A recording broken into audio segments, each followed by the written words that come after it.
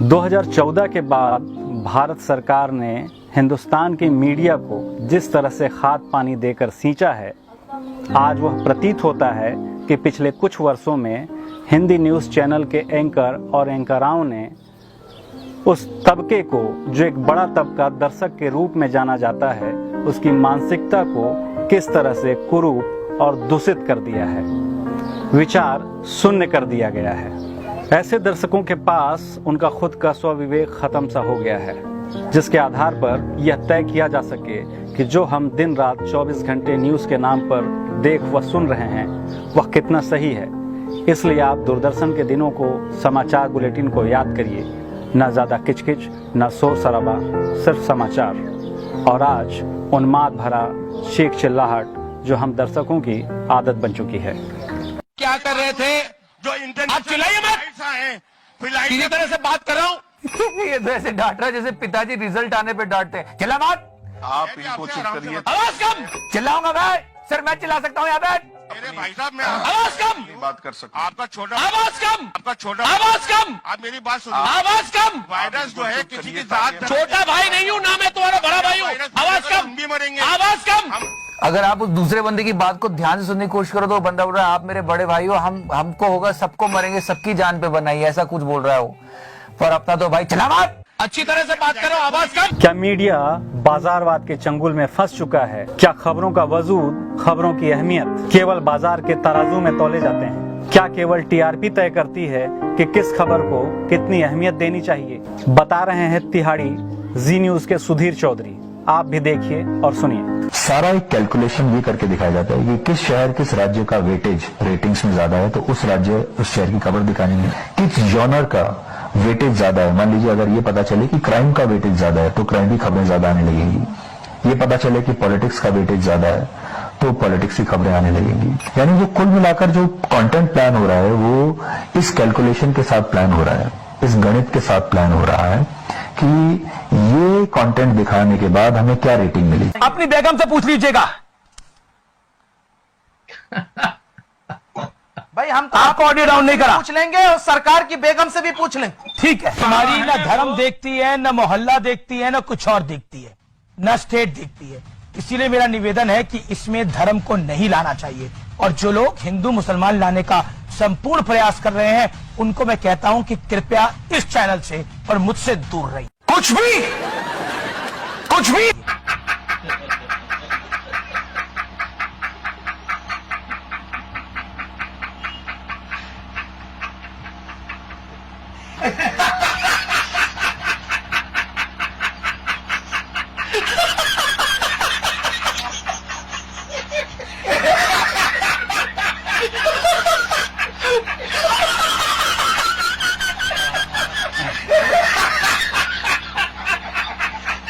We must not communalize this, ladies and gentlemen. We must not. We must not. I appeal to you. Go after the culprits and the villains, but let us not communalize this. Do not specifically target the Muslim community. Don't do it. तो यदि आपने content और गणित को बेहतर तरीके से समझ लिया है तो आप इस बात को भी समझिए कि कोरोना जैसी एक विपदा के समय अंताक्षरी वाला गणित आज तक पर कैसा है। तो इस बार मैं शुरू कर रही हूं, समय बिताने के लिए करना है कुछ काम, शुरू करो अंताक्षरी लेकर आज तक का नाम। आप पर अंत हुआ म। तो म से मुझे गाना गाना है। मौत मुझे क्यों नहीं आ जाती है? मैं ये दिन देखने से पहले राजीव तलवार मर क्यों नहीं जाता है? ब से गाना गाइए, चलिए बताइए। श्वेता कुछ और दो ना, मुश्किल है। ब सही। टिक टिक 1, टिक टिक 2।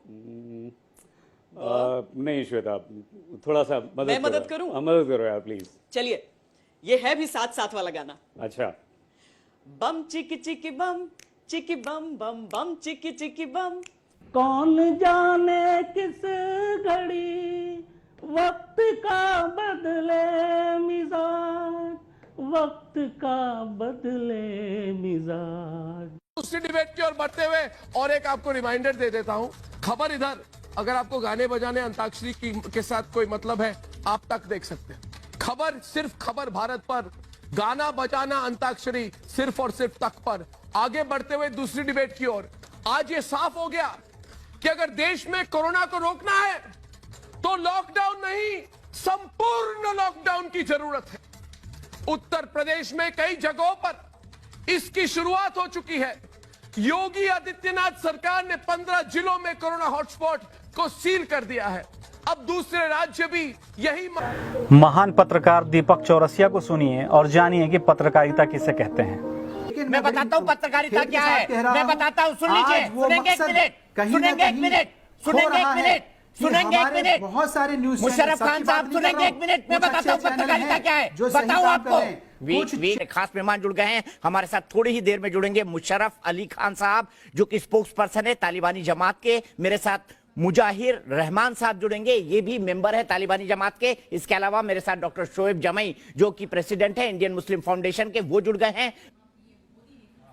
दीपक जी, आपने तबलीगी जमात को तालिबानी जमात जानबूझ के कहा है या गलती से कहा है? नहीं, मैंने नहीं कहा, माफ कीजिएगा, हमने इस शब्द का इस्तेमाल नहीं किया। शोएब जमाई, मेरे मुंह में शब्द झूठ मेरा कई बार इच्छा करती है झूठ सुनने से अच्छा धरती फट जाए और मैं समा जाऊं उसके अंदर। शब्द मत डालिए, अगर मेरे मुंह में शब्द डलवाएंगे तो दिक्कत होगी। और मैं आपको साफ साफ बोल दूं, मैंने तालिबानी जमात शब्द का इस्तेमाल नहीं किया है। शोएब जमई, अपने कान का इलाज करवा लीजिए। नहीं, आप रिवाइंड, आप अपने प्रोड्यूसर से कहिए रिवाइंड करके आपको दिखा दे आपने तालिबानी जमात कहा है, गलती हो गई होगी। ना, बिल्कुल नहीं शोएब जमई, मैं बिल्कुल साफ कर दूं कि हमने तालिबानी जमात शब्द का इस्तेमाल नहीं किया है। लेकिन मेरे सवाल का जवाब दीजिए। पहले शाहीन बाग और मरकज, देश की मुख्य धारा के खिलाफ कुछ लोग क्यों होते जा रहे हैं, जवाब दीजिए। बिल्कुल, और आप उनके लीडर हैं। भाई, इतनी थेथरई वाली पत्रकारिता तो सिर्फ आप ही बता सकते हैं, हमारी तो औकात नहीं है। कोरोना जैसी विपदा के समय में जिस तरह से अंताक्षरी आपने आज तक पर देखा, अब कुछ ऐसा ही भजन न्यूज नेशन पर भी देख लीजिए। जो बाग बहार में उजड़े उसे कौन खिलाए। कोरोना की इस जंग में अरुण जी, अगर मैं आपसे शुरुआत करूं तो मुझे लगता है अब हम लोग सब जय श्री राम ही कह रहे हैं। भगवान का सहारा है, लेकिन भगवान भी उनकी मदद करते हैं जो खुद अपना ख्याल रखें। रामायण काल में, दीपिका जी, रामायण काल में ही तो आइसोलेशन के बारे में भगवान श्री राम ने बता दिया था कि आप 14 साल तक खुद को कैसे आइसोलेट कर सकते हैं पूरी दुनिया से। लॉकडाउन को लेकर रजत शर्मा ने जिस तरह से प्रधानमंत्री की चतुराई और लीडरशिप के बारे में बखान किया, वह काबिले तारीफ है। तो जो लॉकडाउन हुआ है ना, इसकी टाइमिंग देखिए, यानी लॉकडाउन के कुल 21 दिन में से 11 दिन तो छुट्टी के हैं। ये नरेंद्र मोदी की चतुराई है कि उन्होंने ऐसा वक्त चुना लॉकडाउन के लिए जिसमें लोगों को कम से कम परेशानी हो, कम से कम काम के दिनों का नुकसान हो। ये तो हमारी किस्मत अच्छी है कि इतनी बड़े संकट में, इतनी भयानक स्थिति में हमारे देश की लीडरशिप नरेंद्र मोदी के हाथ में है। इसी चतुराई के चक्कर में आज तक ने किस तरह से 40 अप्रैल तक का लॉकडाउन बता दिया, यह भी आप देख लीजिए। वो अब आपको विस्तार से हम दिखा रहे हैं। पश्चिम बंगाल में ममता बनर्जी ने 40 अप्रैल तक लॉकडाउन बढ़ा दिया है। ये क्या बोला? 40 अच्छा हुआ सबसे तेज बताने के चक्कर में आज तक ने यह नहीं बताया कि दिल्ली में आने वाला जो भूकंप का झटका था, वो भी जमातियों के कारण ही उनके इशारे पर हुआ। 13 तारीख को देश का स्वास्थ्य मंत्रालय कहता है corona is not a health square. 13 से 15 के बीच में 1,500 लोग थे निजामुद्दीन में, तो 16 मार्च तक सिद्धिविनायक मंदिर बंद नहीं था। 16 मार्च तक उज्जैन का महाकालेश्वर मंदिर बंद नहीं था। 17 मार्च तक शिरडी का साईं बाबा मंदिर बंद नहीं था। 17 मार्च तक शनि शिंगणापुर बंद नहीं था। 18 मार्च तक वैष्णो देवी का मंदिर बंद नहीं था।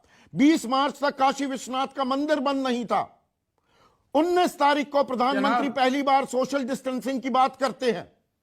उससे पहले कहा जाता है हेल्थ केयर ही नहीं है, और सारा का सारा निजामुद्दीन पर लेकर आके बैठ जाएंगे। दरअसल युग बाजारवाद का है, तो यहाँ जरूरत हर दिन और रात दिखने की है, वहीं 24 घंटे की इस दुनिया में हर एक मिनट कुछ नया दिखाने का भी है।